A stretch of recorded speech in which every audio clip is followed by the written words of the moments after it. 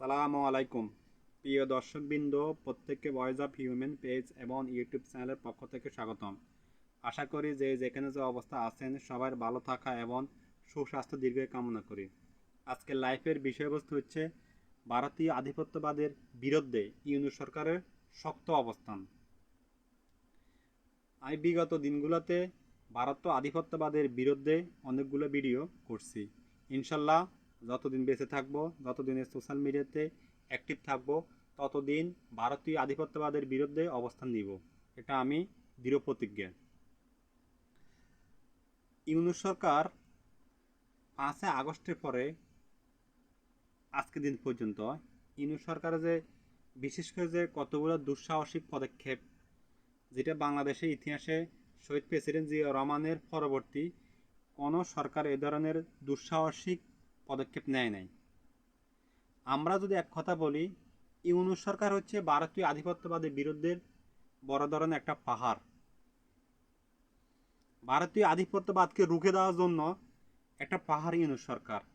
কারণ 5 আগস্টের পরে আজকের দিন পর্যন্ত ইউনূস সরকারকে যেহেতু ফল্ট করে, এখান থেকে ইউনূস সরকার যেহেতু ভেঙে যায়, অর্থাৎ ইউনূস সরকার দুর্বল হয়, তার জন্য ভারতের যে এজেন্সিগুলো বাংলাদেশে আছে, ডিটেকটিভ ব্রাঞ্চগুলো বাংলাদেশে আছে, পাশাপাশি সরাসরি ইন্ডিয়া থেকে যে তাদের যে রয়ের কর্তৃক যে কনস্পাইরেসিগুলো হইতেছে কন্টিনিউ, তার একটাই মাত্র কারণ হচ্ছে ইউনূস সরকারকে দুর্বল করা এবং ইউনূস সরকারকে আন্তর্জাতিকভাবে কোণঠাসা করা। এটাই ছিল মূল টার্গেট। কিন্তু ইউনূস সরকার সুপরিকল্পিতভাবে সু এবং কূটনীতির দক্ষতার সাথে ভারতীয় আধিপত্যবাদকে মোকাবেলা করতে আছে।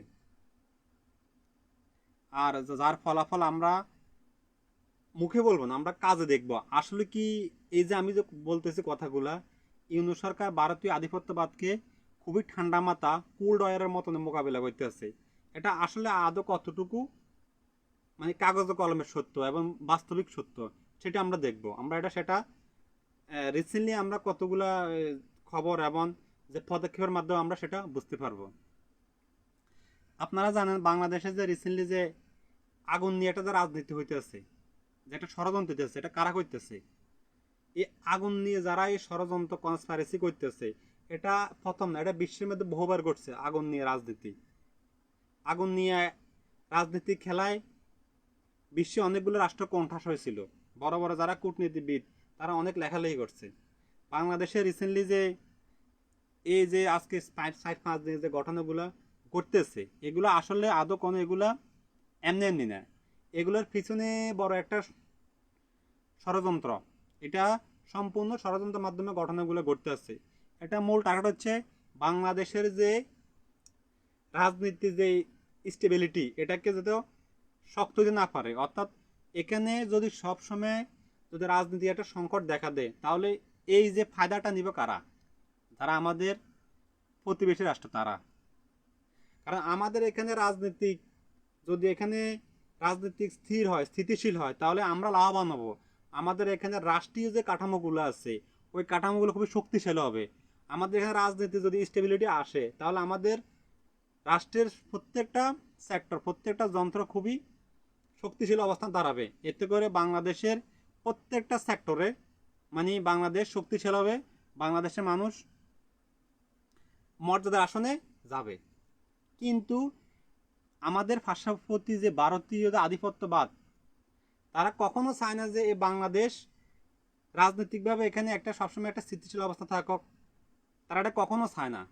যখন একটা রাষ্ট্র রাজনৈতিকভাবে স্থিতিশীল অবস্থা থাকবে, অবশ্য ওই রাষ্ট্রের মধ্যে রাষ্ট্রে যতগুলা সেক্টর আছে, সেক্টরগুলা স্ট্রং হবে, সেক্টরগুলো শক্তিশালী হবে।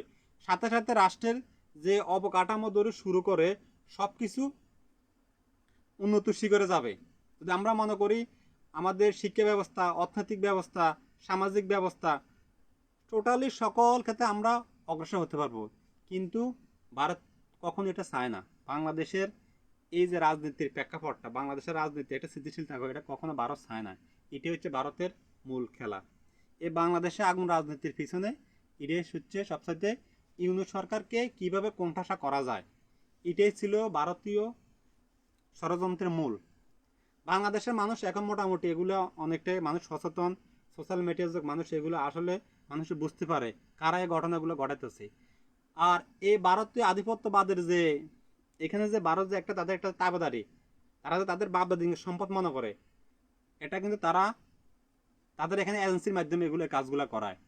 আমাদের দেশে যারা মির্জাফর আছে, যারা দেশদ্রোহী আছে, তাদের মাধ্যমে এই কাজগুলো এখানে তারা বিগত স্বাধীনতার পর থেকে আজ পর্যন্ত বাংলাদেশে তারা কিভাবে শোষণ নিপীড়ন করছে এটা আপনারা জানেন। বাংলাদেশ থেকে তারা কিভাবে সম্পদ লুট করছে স্বাধীনতার পর থেকে, আপনারা এগুলো সবই ইতিহাসে লিপিবদ্ধ। ইভেন বিগত 17 বছর তারা কতটুকু বাংলাদেশ থেকে সুযোগ সুবিধা নিছে, তারা কতটুকু বাংলাদেশের শোষণ করছে, তারা কতটুকু বাংলাদেশের প্রতি তারা ইনসেফ প্রতিষ্ঠিত করছে, তারা কতটুকু বাংলাদেশের প্রতি একটা যে প্রতিবেশী রাষ্ট্র হিসেবে তারা ন্যায়ের ভিত্তিতে তারা সম্ভব করছে সেটা আপনারা জানেন। তো অর্থাৎ তাদের মূল খেলা ছিল এখানে যারা সরকার হবে এটা হবে তাদের তাবেদারি, যেটা আমরা গত 15-16 বছর 17 বছর দেখছি। বিগত যে ফ্যাসিস্ট সরকার ছিল, ওই সরকার ছিল ভারতের একটা গৃহপালিত সরকার। ওই সরকারের কাজ ছিল ভারত যে এভাবে প্রেসক্রিপশন দিবে, ওই প্রেসক্রিপশন এই ভূখণ্ডে বাস্তবায়ন করবে। এখানে কোনো এই ভূখণ্ডের মানুষের কোনো জীবনযাত্রার মান নিয়ে, এই ভূখণ্ডের মানুষের অর্থনীতির মান নিয়ে, এই ভূখণ্ডের মানুষের শিক্ষা ব্যবস্থা, তাদের কাছে ওইগুলো কোনো কিছু ছিল না। তাদের মূল ছিল ভারতীয় যে নরেন্দ্র মোদী সরকার বলেন, কংগ্রেসের সরকার বলেন, তারা যেভাবে প্রেসক্রিপশন দিবে এভাবে তারা রাষ্ট্র পরিচালনা করবে। আমার আপনি কি অবস্থা হবে তারা এটা কখনো এটা ভাবে নাই। এই যে তারা আমাদের থেকে এই যে সুবিধাগুলো নিচ্ছে, এই যে 15 বছরে যে সুবিধাগুলো এখান থেকে নিচ্ছে, এই সুবিধাগুলো নিতে গিয়ে বাংলাদেশের তারা কি ধরনের যে এই আওয়ামী লীগ সরকারের মাধ্যমে তারা আমাদের উপর যে কি আমাদের দেশের মানুষের উপরে, রাজনীতির দলের উপরে তারা কিভাবে তারা দমন পীড়ন, গুম খুন, জুডিশিয়াল কিলিং করছে সেটা আপনারা সবাই জানেন। আসেন আমরা দেখি এই 17 বছর তারা আমাদের থেকে কি কি নিছে, এখন তারা আমাদেরকে কি দিছে। পৃথিবীর ইতিহাসে কোথায়ও এভাবে একটা রাষ্ট্র নাই যে বন্ধু রাষ্ট্র একে মানে বন্ধু রাষ্ট্র বলে। ভারত বাংলাদেশের বন্ধু রাষ্ট্র, বাংলাদেশ ভারতের বন্ধু রাষ্ট্র, কিন্তু এই 15-17 বছরে বাংলাদেশের প্রত্যেক বছরে বর্ডার কি পরিমাণ হত্যা করছে আপনারা এটা জানেন। এগুলো আমাদের সবাই জানে, এসে বিশ্ব এখন বর্তমান সোশ্যাল মিডিয়া সবাই এগুলোর সম্পর্কে যথেষ্ট সচেতন। পৃথিবীর কোথাও এভাবে নাই যে আমরা যে বলি ভারত পাকিস্তান যে বর্ডার, এটা তো সাপে নেউলে দা কুমড়া, ওইখানেও এই ধরনের হত্যাকাণ্ড হয় না বর্ডারের মধ্যে। যেভাবে বাংলাদেশের সাধারণ মানুষকে, বাংলাদেশের নিরীহ মানুষকে হত্যা করে, এখানে হিন্দু মুসলমান বৌদ্ধ খ্রিস্টান বড় বাতাম তারা বর্ডারে যা খেবে তাকে হত্যা করে। কারণ সেটা ছিল আমাদের সরকারের কারণে। আমাদের সরকার ছিল ভারতের গৃহপালিত একটা পশু, যার কারণে আমাদের নিরীহ মানুষগুলোকে এই জীবন দিতে হয়েছে। আমাদের দেশের মানুষের ফেলানিকে তারা হত্যা করে কাটাতারে ঝুলিয়ে রাখছে। পৃথিবীর ইতিহাসে এই ধরনের নৃশংস ঘটনা একটা ঘটে নাই। এই যে আমাদের তারা তারা এভাবে যে অত্যাচার করছে, দমন ফিরন চালাইছে, আমাদেরকে তারা এভাবে লুটতরাজ করছে, কি কারণে করছে? সেটা একটি মাত্র কারণ, আমাদের এখানে রাজনৈতিক সংকটের কারণে। যদি কোনো রাষ্ট্র রাজনৈতিক যদি সংকট যদি থাকে, তাহলে ওই রাষ্ট্র তার ভূখণ্ডকে সে হারিয়ে ফেলে, এমনও হয়ে যায়। ইতিহাসে এভাবে হয়েছে। একটা রাষ্ট্রকে টিকে থাকার জন্য রাজনৈতিক যে শক্তিগুলা, রাজনৈতিক যে দলগুলো, তাদেরকে অবশ্য জাতির বৃহত্তর স্বার্থে জাতির সাথে এক হইতে হইব, তাদেরকে জাতির সাথে একসাথে কাজ করতে হইব। আপনি আমার মধ্যে রাজনৈতিকভাবে অনেক ধরনের মতামত থাকবে কিংবা মত ঐক্য থাকবে, কিন্তু আমরা জাতীয় স্বার্থে কিংবা রাষ্ট্রীয় স্বার্থে, সার্বভৌমত্ব স্বার্থে আমরা এক হব, যেহেতু আমাদেরকে কখনো কেউ শোষণ শোষণ নিপীড়ন পীড়ন করতে না পারে।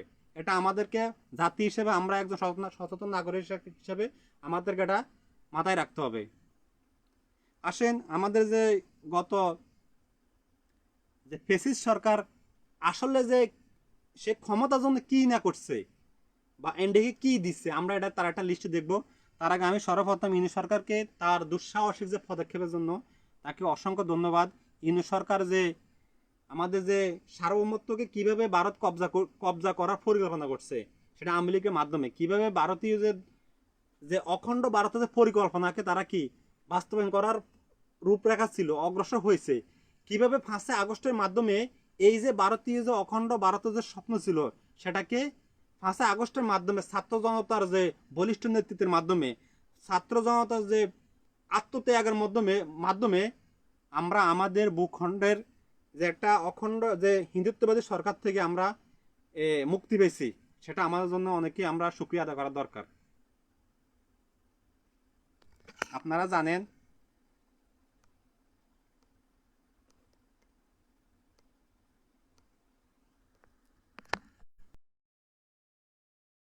জানেন নরেন্দ্র মোদী সরকার সেটা হচ্ছে একটা হিন্দুত্ববাদী সরকার।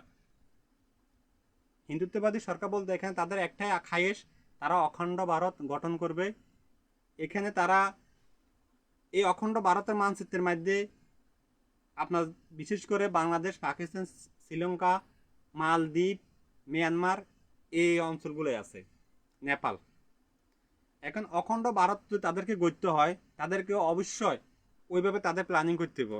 এই প্ল্যানিংয়ের পরিকল্পনা অংশের মধ্যে বাংলাদেশে ছিল, কিভাবে বাংলাদেশে তারা এখানে তারা দখল করবে, এখানকে তারা তাদের যে অখণ্ড ভারতের মানচিত্রে অন্তর্ভুক্ত করবে, তারা ওইভাবে তারা অনেক দূরে গিয়ে গেছিল। কিন্তু আমরা এই ছাত্র জনতার আত্মত্যাগের বিনিময় আমরা ওইখান থেকে রক্ষা পাইছি। দেখেন, আপনারা জানেন যে বিশেষ যে চুক্তিগুলো করছিল, যেগুলা বাংলাদেশের নিরাপত্তা খুবই সিকিউরিটি থ্রেট ছিল, অর্থাৎ বাংলাদেশের যে স্পর্শকাতর অঞ্চলগুলা, এই অঞ্চলগুলোতে আওয়ামী লীগ এবং ইন্ডিয়া যে চুক্তিগুলো করছিল, সেটা এই দেশের মানুষকে জানা নাই। বিশেষ করে কোনো ধরনের বড় চুক্তি যখন একটা রাষ্ট্র একটা রাষ্ট্রের সাথে করে, তখন এগুলা পার্লামেন্টে আলোচনা হয়, কিন্তু বাংলাদেশের প্রেক্ষাপটে এই ধরনের কিছু হয় নাই। ইন্ডিয়া হাসিনাকে এখানে গদিতে বসাইছে, পাশাপাশি তারা যখন যেভাবে চাইছে এভাবে তারা চুক্তি করছে। এতে করে আমাদের যে নিরাপত্তা, যে সিকিউরিটি থ্রেট, অর্থাৎ বাংলাদেশের যে ভূখণ্ডকে যে রক্ষা, যে স্পর্শকাতরগুলা, এগুলোকে এই সেম জায়গাগুলোর মধ্যে, ওই জায়গাগুলোর মধ্যে কি করছে, হাসিনা সরকার চুক্তি করছে, যাতে করে ইন্ডিয়া যে কোনো মুহূর্তে চাইলে বাংলাদেশে অ্যাটাক করতে পারে, বাংলাদেশের ভূখণ্ডকে বিভিন্ন প্রেক্ষাপটে ভাগ করতে পারে। তার মধ্যে ইভেন যে কখনো যদি এখানে তারা যদি অ্যাটাক করে, কখনো তারা এখানে অ্যাটাক করে, তাহলে তাদেরকে ওই ধরনের কি ইনফ্রাস্ট্রাকচার, অর্থাৎ যে সড়ক পথ, যে যোগাযোগ লাইনগুলো, এগুলো তারা ওইভাবে তৈরি করছে। এই তৈরিগুলোর মাধ্যমে তারা আগে সরকারের সাথে চুক্তিগুলো করছিল, যে চুক্তিগুলো বাংলাদেশের জন্য, বাংলাদেশের নিরাপত্তার জন্য খুবই থ্রেট ছিল। আমরা আজকে ওই ধরনের যে চুক্তিগুলো, ওই ধরনের প্রকল্পগুলোর একটু দেখব। ইউনিট সরকার গতকালকে 10টা চুক্তি বাদ করছে, এগুলো আরো আগে করার দরকার ছিল।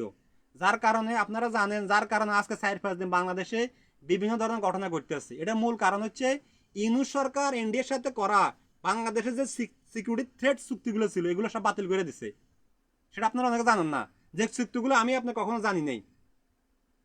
আপনারা জানেন মিরেশ্বরাই, বাংলাদেশের যে চট্টগ্রামের সাথে যে বাংলাদেশের যে একটা যে যোগাযোগ কানেকশন ছিল, মিরেশ্বরাইতে ওইখান থেকে ত্রিপুরা 30 কিলোমিটার, ওইখানে শেখ হাসিনা কি করছে, একটার এই মিরেশ্বরের সাথে শেখ হাসিনা ফেনী দিয়ে এখান দিয়ে একটা রেল সেতু করছিল, একটা রোড করছিল, যেটার মূল কাজ ছিল যে কোনো মুহূর্তে ত্রিপুরা থেকে এখানে আসা যায় অল্প সময়ের ভিতরে।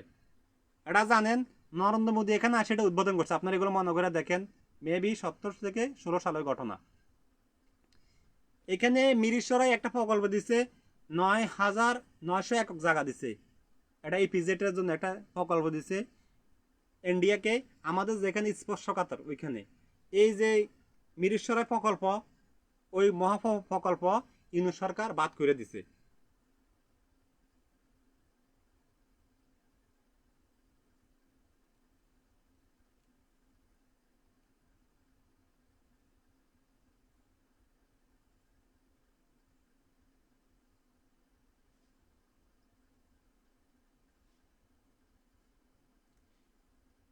ত্রিপুরা চট্টগ্রাম যে রেল সংযোগ প্রকল্প, সেটা 70 সালে আওয়ামী লীগ সরকার চুক্তি করছে, ওই চুক্তিটা সরকার বাতিল করছে গতকালকে।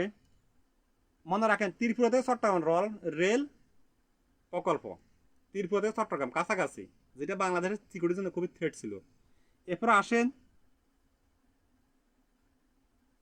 অভয়পুর থেকে আখাউড়া রেল সম্প্রসারণ, অর্থাৎ ইন্ডিয়া অভয়পুর থেকে এবং আখাউড়া একটা সংযোগ প্রকল্প, সেটা 2018 সালে চুক্তি হয়েছে, সেটা বাতিল করছে গতকালকে। আশুগঞ্জ থেকে আগরতলা করিডর, চিন্তা করেন একবার, সেটা 2019 সালে চুক্তি করছে এবং গতকালকে সেটা সরকার বাতিল করছে। কুশিয়ারা নদী পানি বন্টন চুক্তি, সেটা 2022 সালে করছে, এটা গতকালকে সরকার স্থগিত করছে। এরপরে বন্দরের ব্যবহার সংক্রান্ত সড়ক ও নৌপথ উন্নয়ন চুক্তি, অর্থাৎ বাংলাদেশের যে বিশেষ করে মোংলা বন্দর, চট্টগ্রাম বন্দর, এ ধরনের বন্দরগুলো যে ব্যবহার এবং এগুলোর উন্নয়ন এ বাবদ একটা চুক্তি করছিল, সেটা 2023 সালে করছিল, এটা গতকালকে সরকার বাতিল করে দিছে।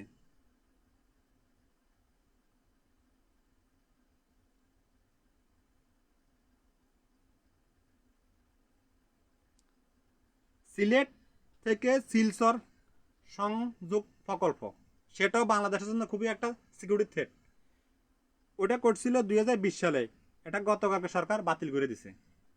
এরপরে আসেন পেট্রোলিয়াম পাইপলাইন সম্প্রসারণ চুক্তি, সেটা 2019 সালে করছে, গতকালকে সরকার বাতিল করছে।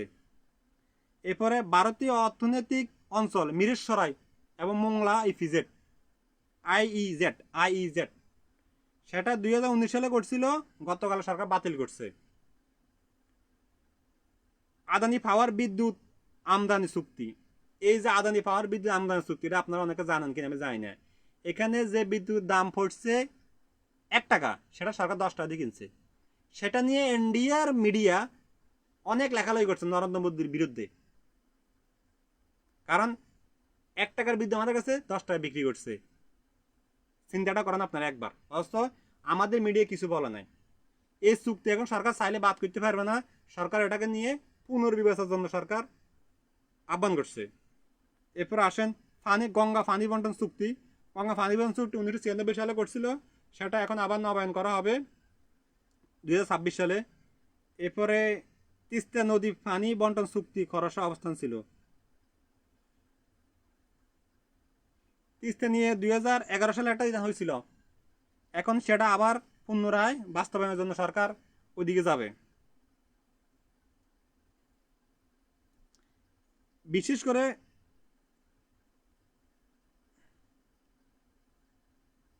ভারতীয় প্রতিরক্ষা কোম্পানি জিআরএসসি এর সঙ্গে টাক বোট চুক্তি, এই চুক্তিটা অর্থাৎ প্রতিরক্ষার সাথে ভারতীয় প্রতিরক্ষা সেক্টরের সাথে একটা চুক্তি করছিল, ওই চুক্তিটাও সরকারে বাদ করছে। সেটা চুক্তি করছিল আমের সরকার 24 সালে, গতকালকে বাদ করছে। তার মানে গত কয়েকদিনের ভিতরে সরকার 10 থেকে 12টা চুক্তি বাতিল করেছে ইন্ডিয়ার সাথে, যে চুক্তিগুলা বাংলাদেশের সার্বভৌমত্বের সাথে, বাংলাদেশের নিরাপত্তার সাথে, বাংলাদেশের ভূখণ্ডের সাথে, এগুলা বাতিল করা অবশ্য এটা 5 আগস্টে পরের দিন করা দরকার ছিল, 5 আগস্টের বিকেলে করা দরকার ছিল, যেটা সরকার ওই ধরনের দুঃসাহসিক পদক্ষেপ নিতে পারে না। সরকার এখন রাষ্ট্রের যে একটা স্টেবিলিটির মাধ্যমে সরকার ওই চুক্তিগুলো বাতিল করছে, এতে সরকারকে অসংখ্য ধন্যবাদ। বিশেষ করে যার কারণে বাংলাদেশে আপনারা যেগুলো দেখতেছেন যে একটা অরাজকতা হইতে আছে গত 4-5 দিন ধরে, মূল কারণ হচ্ছে এটা। তো অর্থাৎ আপনারা এখন বুঝতে পারছেন কোন এজেন্সি কাজগুলো করতেছে। আর এই যে বাংলাদেশের যে বিভিন্ন জায়গার মধ্যে যে আগুন নিয়ে রাজনীতি হইতে আছে, সেটার মূল কারণ হাতিয়ার হিসেবে আওয়ামী লীগের যারা পতিত ফেসিস্ট গভর্নমেন্টের লোকেরা এখানে হাতিয়ার হিসেবে ব্যবহার করতেছে। আর একটা বিষয় মনে রাখবেন, বাংলাদেশের যে রয়্যাল এজেন্ট শুধু আওয়ামী লীগের লোকেরা না, বাংলাদেশের রয়্যাল এজেন্ট, বাংলাদেশের বেশিরভাগ দলের মধ্যে রয়্যাল এজেন্ট আছে। অর্থাৎ তারা ইন্ডিয়া যে বয়ানগুলা, তারা এই বয়ানগুলো ক্যারি করে তারা এগুলো জাতির মাথাকে ওয়াশ করে। আর এর মধ্যে যারা বাঙ্গু প্রগতিশীল, এরা তো অবশ্যই আছে। তো অর্থাৎ আপনারা সবার অবস্থান থেকে এসব বিষয়ে মানুষকে সতর্কতা করবেন। একটা কথা মনে রাখবেন ভাই, সবার আগে দেশ।